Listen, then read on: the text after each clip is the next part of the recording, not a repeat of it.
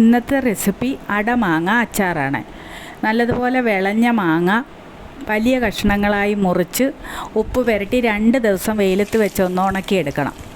അങ്ങനെ ഉണക്കിയെടുത്ത മാങ്ങ, അതിനാണ് അടമാങ്ങ എന്ന് പറയുന്നത്. ഈ അടമാങ്ങ നമ്മൾ ചീനച്ചട്ടി വെച്ച് അടുപ്പിൽ വെച്ച് തീ കത്തിച്ച് കുറച്ച് നല്ലെണ്ണ ഒഴിച്ച് ഒന്ന് ചെറുതായിട്ടൊന്ന് വഴറ്റിയെടുക്കണം. അങ്ങനെ വഴറ്റിയെടുത്ത് അത് ഒരു പാത്രത്തിലേക്ക് മാറ്റി വെക്കുക.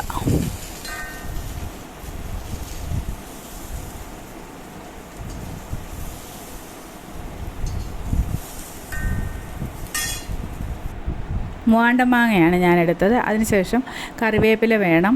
പിന്നെ ഒരു 5-8 കാന്താരി ഞാൻ എടുത്തിട്ടുണ്ട്. പിന്നെ ഇഞ്ചി ചതച്ച് വെച്ചിട്ടുണ്ട്. വെളുത്തുള്ളി വേണം.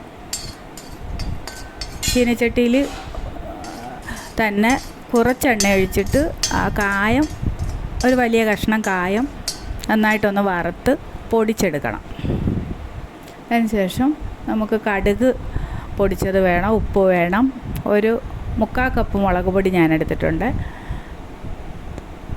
മാങ്ങ എടുത്തത് 1 കിലോ മാങ്ങയാണ് എടുത്തത്. മഞ്ഞൾപ്പൊടി വേണം, നല്ലെണ്ണ വേണം. ചീനച്ചട്ടിയിൽ നല്ലെണ്ണ ഒഴിച്ച് തീ കത്തിച്ചതിന് ശേഷം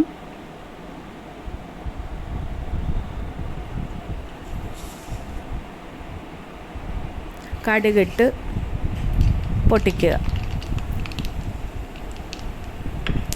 എണ്ണ നന്നായി മൂത്ത് കടുകിട്ട് പൊട്ടിയതിന് ശേഷം ബാക്കി പൊടികളെല്ലാം പൊടികളിടുന്നതിന് മുമ്പ് നമുക്ക് ഇഞ്ചി ചതച്ചത് ആദ്യം ഇടണം. അതൊന്ന് ചെറുതായിട്ട് വഴറ്റിയെടുക്കണം.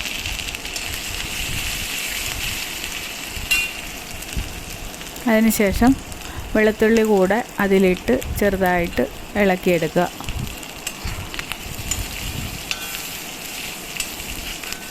വെളുത്തുള്ളിയും ഇഞ്ചിയും ഒരുവിധം ഒന്ന് മൂത്ത് വന്നു കഴിയുമ്പോൾ നമ്മൾ കാന്താരിമുളക് കൂടെ കത്തി കൊണ്ട് ചെറുതായി ഒന്ന് കീറിയിട്ട് വേണം കാന്താരിമുളക് ഇടാൻ. അല്ലെങ്കിൽ ഒരു 5-8 കാന്താരിയാണ് ഞാൻ എടുത്തിരിക്കുന്നത്. അല്ലെങ്കിൽ എണ്ണയിൽ കാന്താരി ഇടുമ്പം പൊട്ടിത്തെറിക്കും. അതിനുശേഷം കറിവേപ്പില ഇടുക. ഇതെല്ലാം കൂടെ നന്നായിട്ടൊന്ന് വഴറ്റിയെടുക്കണം. ഇഞ്ചി, വെളുത്തുള്ളി, കറിവേപ്പില, കാന്താരി എണ്ണയിൽ നല്ലതായിട്ടൊന്ന് മൂത്ത് വന്ന് കഴിയുമ്പോൾ നമ്മൾ സ്റ്റൗ ഓഫ് ചെയ്ത് ഇട്ട് വേണം ബാക്കി പൊടികളെല്ലാം ഇതിലേക്ക് ചേർക്കാനായിട്ട്. ആദ്യം മഞ്ഞൾപ്പൊടി ഇട്ട് ചെറുതായിട്ടൊന്ന് വഴറ്റുക. അതിനുശേഷം കടുക്, നമ്മൾ പൊടിച്ച് വെച്ചിരിക്കുന്ന കടുക് അതിടണം. ഒരു 2 സ്പൂണ് കടുക് പൊടിയാണ് ഇട്ടിരിക്കുന്നത്. 1 സ്പൂണ് മഞ്ഞൾപ്പൊടി ഇട്ട്, ഉലുവാപ്പൊടി ചെറിയ സ്പൂണിന് 2 സ്പൂണ്,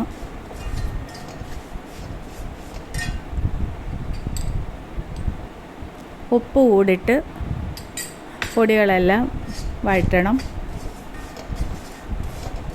ഇതെല്ലാം ഒന്ന് ഇളക്കി യോജിപ്പിച്ചതിന് ശേഷം വേണം മുളക് പൊടി ഇടാനായിട്ട്.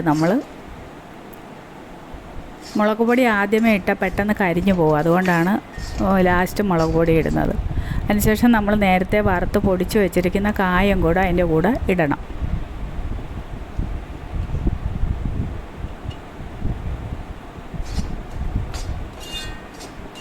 പൊടികളെല്ലാം ആ ചൂടായ പാനിലിട്ട് നന്നായിട്ടൊന്ന് വഴറ്റി എടുക്കണം. അതിനുശേഷം നമ്മൾ സ്റ്റൗ കത്തിച്ചിട്ട് ആ പൊടികളെല്ലാം 4 സൈഡിലേക്ക് മാറ്റി നടുക്ക് നമ്മൾ ലേശം ഒരു 1/2 കപ്പ് വിനാഗിരി ഞാൻ ഒഴിക്കുന്നുണ്ട്. കാരണം വിളഞ്ഞ മാങ്ങ ആയതുകൊണ്ട് മാങ്ങയ്ക്ക് വലിയ പുളി ഇല്ലാത്തതുകൊണ്ടാണ് വിനാഗിരി ചേർക്കുന്നത്. പുളിയുള്ള മാങ്ങയാണെങ്കിൽ വിനാഗിരി നമുക്ക് ഒഴിക്കേണ്ട ആവശ്യമില്ല.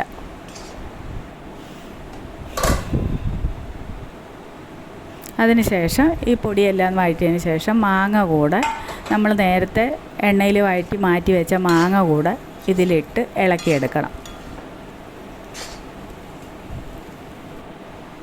ഒരു 3/4 കപ്പ് നല്ലെണ്ണ വേണ്ടി വരും. മാങ്ങ 1 കിലോയാണ് എടുത്തിരിക്കുന്നത്.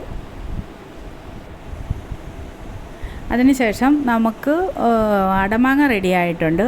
ആ അടമാങ്ങയിലേക്ക് നമുക്ക് ചാറ് ആവശ്യമുള്ളവരാണെങ്കിൽ നല്ലതുപോലെ വെള്ളം തിളപ്പിച്ച് എടുത്തതിന് ശേഷം ആ വെള്ളം തണുത്തിട്ട് നമുക്ക് 1 കപ്പ് വെള്ളം അതിലൊഴിച്ച് ഇളക്കിയെടുക്കാം. അപ്പോൾ മാങ്ങ ചാറ് നല്ല കുറുകി നല്ല പരുവത്തിന് അടമാങ്ങ നല്ല ടേസ്റ്റി ആയിട്ടുള്ള അടമാങ്ങ അച്ചാർ റെഡിയായിട്ട് കിട്ടി. ഇത് എല്ലാവരും ഒന്ന് ഉണ്ടാക്കി നോക്കണേ, എളുപ്പത്തിൽ ഉണ്ടാക്കാൻ പറ്റുന്നതാണ്.